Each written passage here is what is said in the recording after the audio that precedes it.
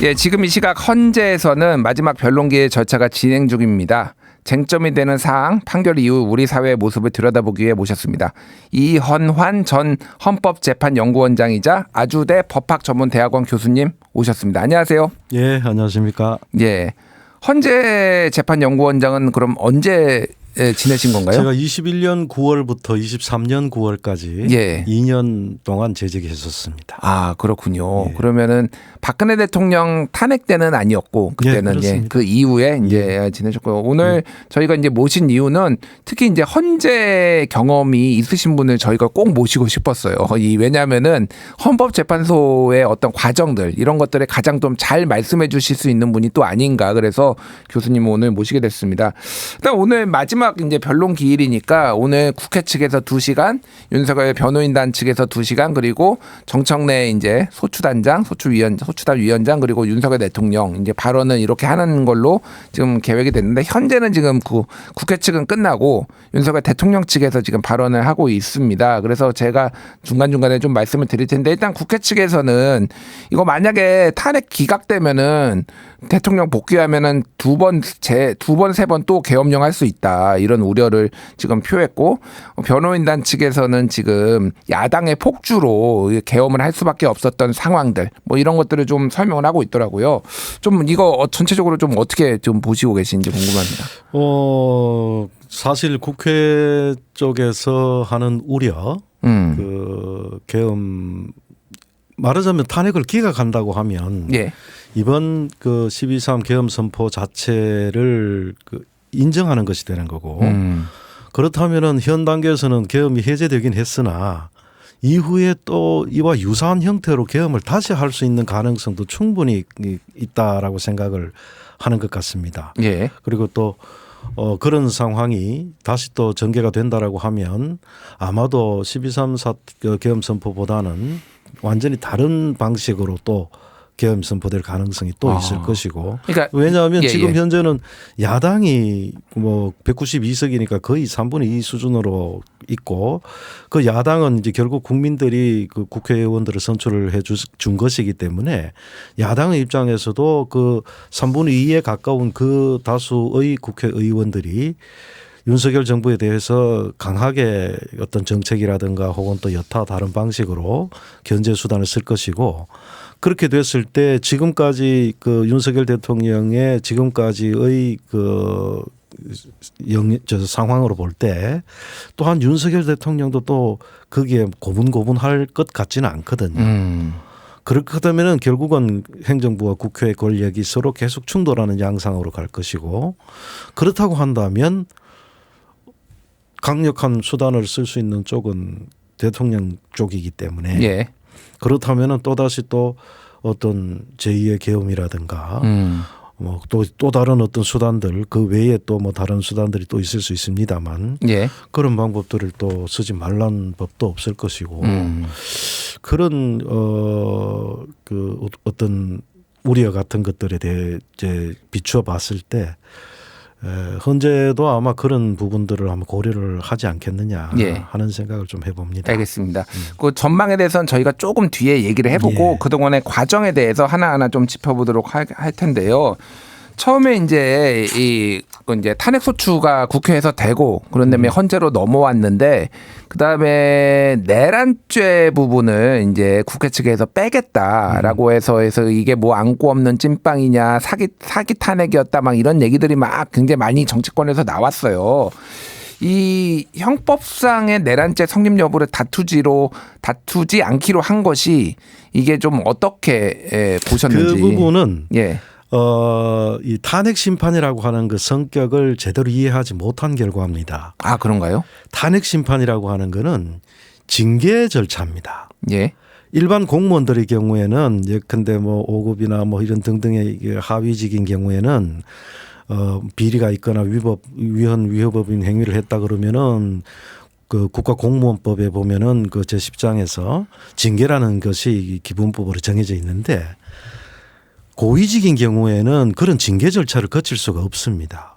그래서 특히 대통령이나 혹은 또 여타 법률이 정하는 공무원인 경우에 바로 이제 헌법상에 아예 그 징계의 한 형식으로 그러한 탄핵 심판이라는 제도를 두고 있는 것이거든요. 예. 그래서 탄핵 심판이라고 하는 건 징계 절차이기 때문에 형법상의 내란죄라고 하는 거는 아주 엄격한 증명을 필요로 하는 그런 것입니다. 그런데 탄핵 심판이라고 하는 건 징계 절차이기 때문에 사실관계를 확인만 하면 되는 거지 예. 그 자체가 범죄로 되는지 여부까지를 판단할 필요가 없는 그러니까 증명의 정도가 그렇게 강하지 않아도 되는 겁니다. 예. 따라서 이제 내란죄라고 하는 것을 따지는 거는 그거는 형사법정에 가서 엄격한 증명을 통해서 형사법정에서 판단을 받아보시라. 탄핵 여부는 이건 징계이기 때문에 징계라는 거는 결국은 그 직에 그 사람을 그대로 둘 만한 자격이 있는가의 여부를 판단하는 절차가 징계 절차입니다. 예, 예. 따라서 대통령 탄핵 심판이라고 할 때는 대통령이 대통령으로서의 직을 유지할 만한 자격이 있는가 여부를 판단하는 것이고 따라서 내란죄 여부는 헌법재판소에서는 다투지 않습니다. 알겠습니다. 예. 예.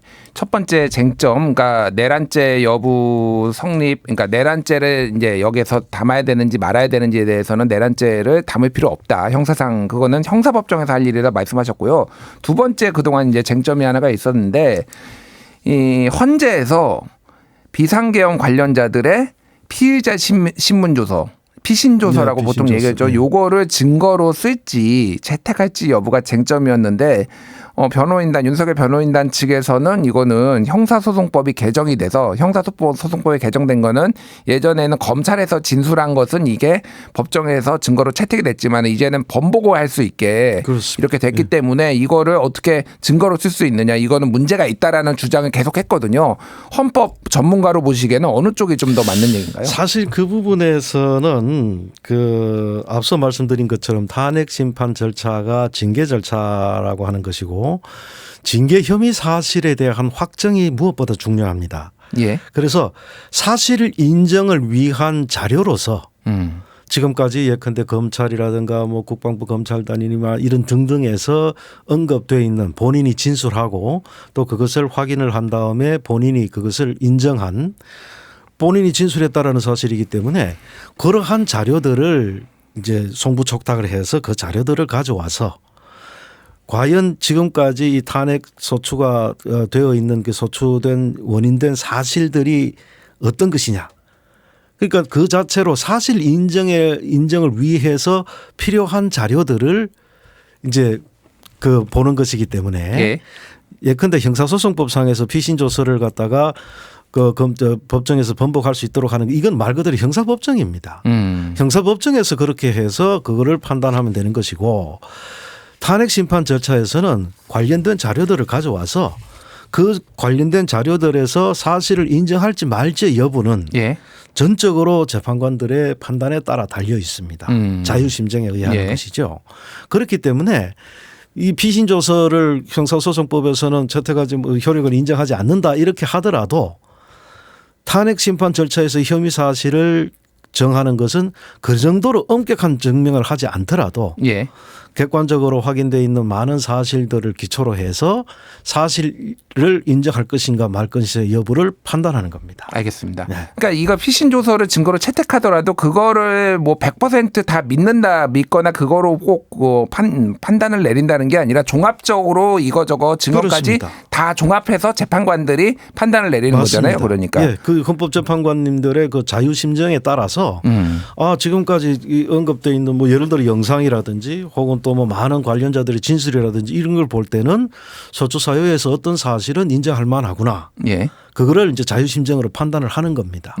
그리고 또 지금까지 객관적으로 드러나 있는 많은 사실들을 비추어 볼 때 사실이 아니다라고 할 수 있는 것은 거의 지금 없는 것처럼 보이거든요. 알겠습니다. 재판관님들도 아마 그 부분에서는 거의 다 동의하시지 않을까 그런 생각을 해봅니다. 알겠습니다. 헌재에 대해서 좀 뭐 불공정하다 이런 공격들 지적들이 지금 계속 이어지고 있는데 최근에는 이제 헌법재판관 아니면 헌법연구관들 중에서 중국인들이 많이 있는 거 아니냐 이런 주장들을 하더라고요. 이름이 외자다. 이름이 외자기 때문에 중국인이 가능성이 많다. 뭐 유비 관우 장비처럼 뭐 외자들이 있어서 그런 거 보면서 뭐 나경원 의원 같은 경우에는 외국인들은 헌법연구관으로 채용을 하지 못하는 법까지 지금 뭐 발의를 하겠다 뭐 이런 얘기까지 했거든요. 그렇게 중국인이 맞나요? 거기 제가 지금 너무 좀 황당하실 테지만 하도 그 얘기를 많이 하셔가지고 좀 말씀을 좀 그냥 한 말씀으로 말씀드리면 완전 가짜 뉴스입니다. 아 그런 건가요? 예. 전부 선관위 연수원 예. 선거 연수원에서도 뭐 99명 운운하는 그런 얘기가 있었습니다만 마침 그때 연수를 받고 있던 제가 개인적으로 아는 사람이 있어서 바로 연락을 해봤습니다. 예. 아니 그 뭐 99명 중국인 뭐 어디 뭐 압송돼 가지고 어쩌고 저쩌고 하던데 뭔 소리냐 그랬더니 무슨 그런 말도 안 되는 황당한 얘기를 하느냐. 혹시나 이거 우리가 연수 받는데 거기서 이제 연수를 받고 있는 친구들인데 연수 받는데 날도 춥고 해서 옷을 막 꾀죄죄하게 입고 있어서 우리를 중국인이라고 했나? 예. 이런 또 우스개도 하더라고요. 선관위 직원이었죠, 그분들은. 그분들 그러니까. 뭐 선관위 직원들이었고 뿐만 아니라 지금 뭐 헌법재판소나 혹은 또 우리 연구원이나 이런 등에도 중국인은 없습니다. 그렇군요. 예, 그건 뭐 말 그대로 뭐 성이 한자고 뭐 이름이 외자인 그런 분들도 있긴 있죠. 예. 그런데 전적으로 중국 국적을 가진 사람 아예 없습니다.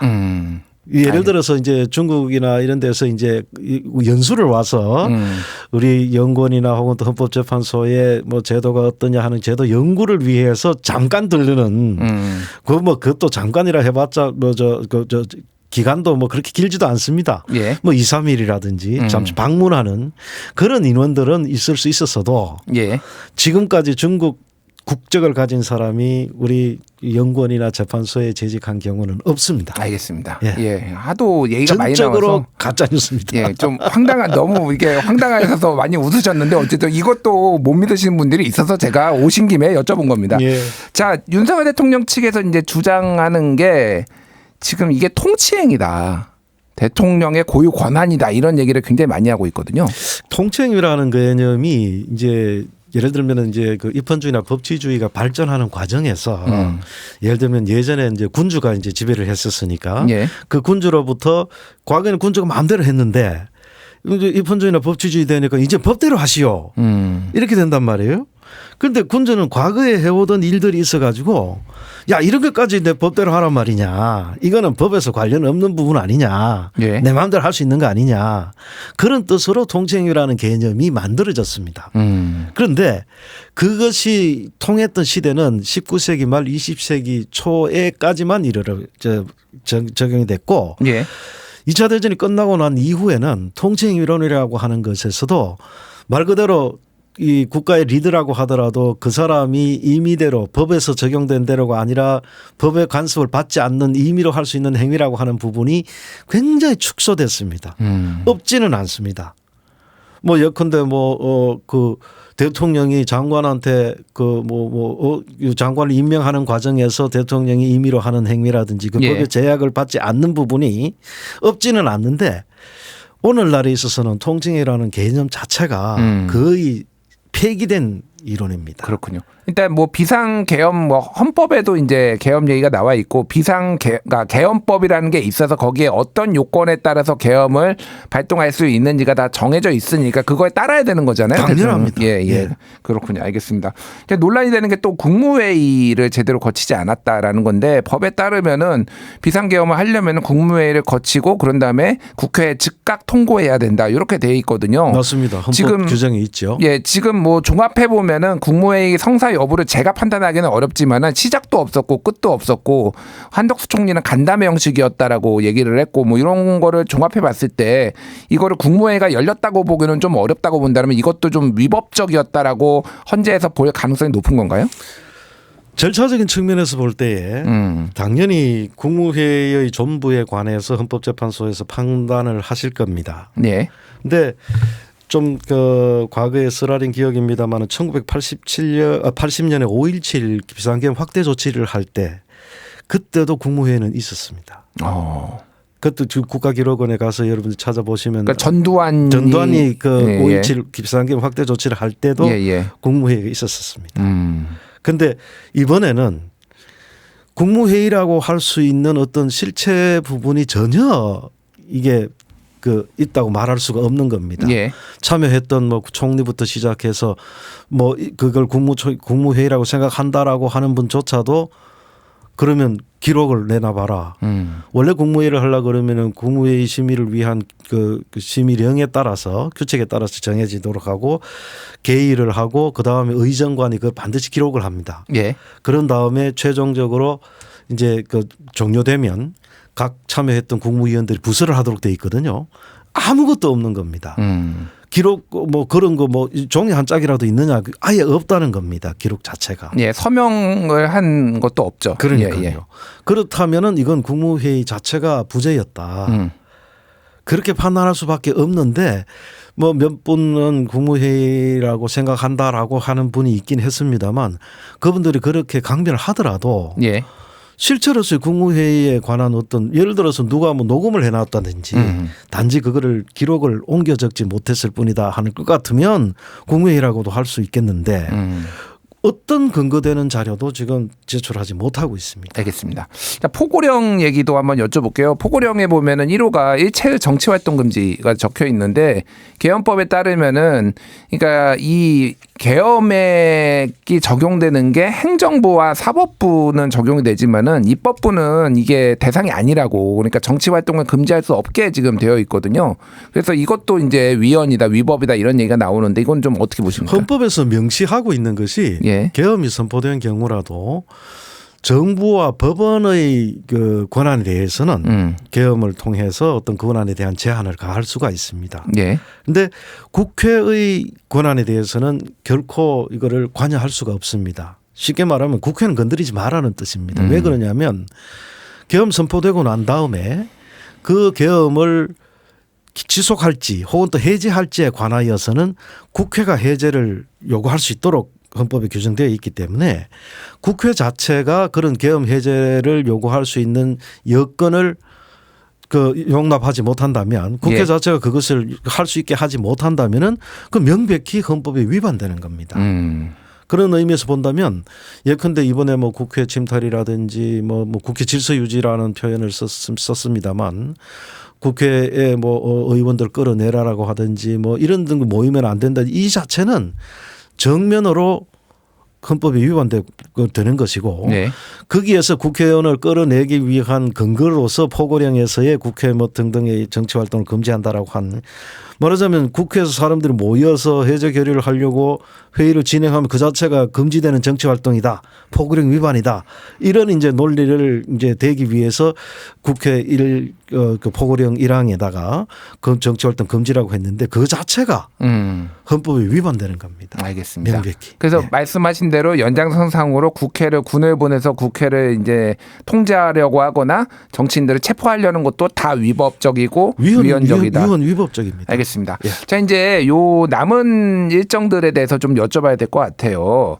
이제 오늘이 뭐 이제 최후 변론이니까 과거 사례를 보니까 노무현 전 대통령 같은 경우에는 저 선고까지 14일이 걸렸고 박근혜 전 대통령은 11일이 걸렸는데 요거를 조금 그 언론 보도를 보니까 재판관들이 이제 모여가지고 회의를 해가지고 맞습니다. 예. 하는데 노무현 대통령 때는 11차례 열렸고 박근혜 대통령 때는 8번 열렸습니다. 그러니까 사실상 휴일 빼놓고 매일 회의를 해가지고 이거를 어떻게 선고할지 언제 선고할지를 결정을 하는 건데 그러면 지금 윤석열 대통령은 지금 언제쯤 이게 결론이 날 거라고 보십니까? 제가 볼 때는 현 단계에서 평의를 하시면은 재판관들께서 평의를 하시면은 지금 현재 쟁점이 5가지로 되어 있습니다. 예. 처음에 이제 4개로 됐다가 하나 더 추가시켜서 5가지로 되어 있는데 말 그대로 사안 자체가 매우 간단합니다.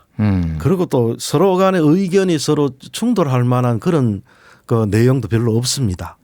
객관적으로 인정되는 사실에 대해서도 그 사실을 인정해서 반대 서로 대립할 수 있는 그런 여지도 별로 없고 예. 그렇다고 할 것 같으면 평의는 그렇게 많이 이루어지지는 않을 것이다.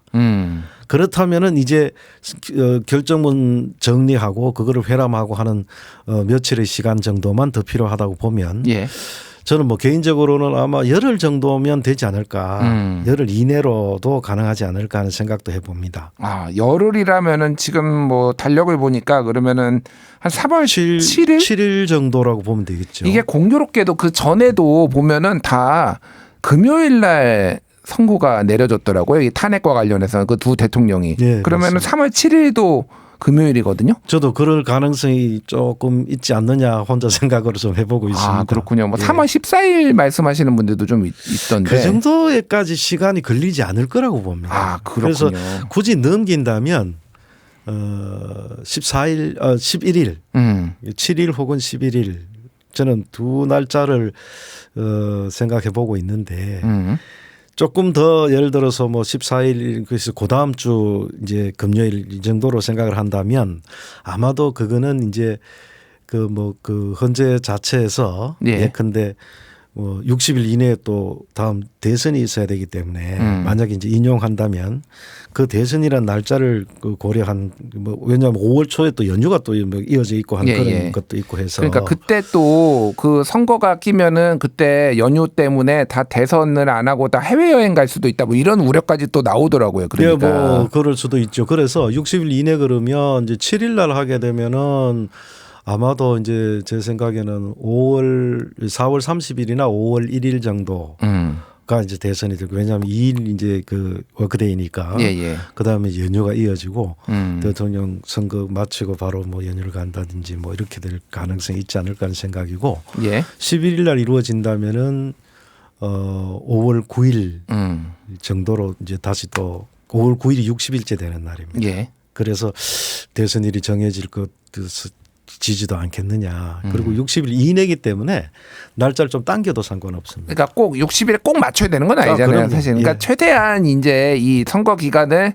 선거 활동 기간을 보장하기 위해서 60일을 채우는 거지 예. 채울 필요는 없다. 예. 알겠습니다. 그렇습니다. 마지막으로 이게 참 우리나라가 이 문제 때문에 대통령 탄핵 때문에 극심하게 공론이 분열이 됐잖아요. 그렇습니다. 예, 참 뭐 헌법재판소를 불신한다라는 어떤 여론조사도 점점점 뭐 수치도 좀 많이 최근에 올라간 것도 있는데 이제 앞으로 이제 어떻게 좀 이 한국 사회가 나아가야 된다라고 보시는지 좀 말씀해 주시죠. 저는 이번 사태를 보면서 그 산꼭대기 올라갈 때 마지막 깔딱고개라고 저는 그렇게 표현을 자주 합니다. 그래서 우리 사회가 그동안에 이제 20세기 100년을 거쳐오면서 특히 국가 권력 부분에서는 우리 사회의 그 조직화되어 있는 부분 세력들이 계속 집권을 했습니다. 이승만 때는 경찰, 또 박정희 군부 세력, 아류 정권인 전두환, 그다음에 박정희가 키워놓은 재벌 세력, 경제 세력이죠. 예. 또 뭐 박정희의 딸이라는 그 카리스마를 등에 업은 박근혜 정부. 그러다가 그 우리 사회에서 마지막으로 남아 있었던 조직화된 부분 세력이 바로 검찰 세력이었거든요. 예. 이제는 이 검찰 세력까지도 마지막으로 이제 국가 영역을 이제 잠식했다가 우리 국민들에 의해서 극복되는 시기다라고 저는 그렇게 생각하고 예. 또 그렇게 되기를 기대합니다. 그래서 이게 마지막 깔딱고개다. 요 고개만 넘어가면 이제는 정말 그동안에 비탈길이 힘들게 올라왔던 우리나라가 평지에서 아주 이제 편안한 길을 이제 가는 그런 때가 되지 않았느냐 개인적으로 그렇게 생각하고 알겠습니다. 있습니다. 어쨌든 이 헌법재판소 최종 이제 선고를 통해서 결정을 통해서 우리나라가 좀 민주주의로 더 한 발 나아가는 그런 계기가 앞으로는 뭐 전 세계 모범이 되는 그런 나라가 될 겁니다. 알겠습니다. 예, 감사합니다. 또 속보 전해드리면은 윤석열 측의 변호인단 중에 김계리 변호사가 저는 계엄 선포를 보면서 개몽이 됐다. 뭐 이런 주장을 또 하기도 했고요. 또 너무 성관이가 친중으로 치우쳐 있어서 뭐 그런 뭐 성관이 얘기 또 얘기를 했습니다. 뭐 이런 것들이 있는데 저희가 속보로 또 전해드리도록 하겠습니다. 오늘 방송은 여기까지 하겠습니다. 지금까지 이헌환 아주대 법학전문대학원 교수님이었습니다. 감사합니다. 예, 감사합니다.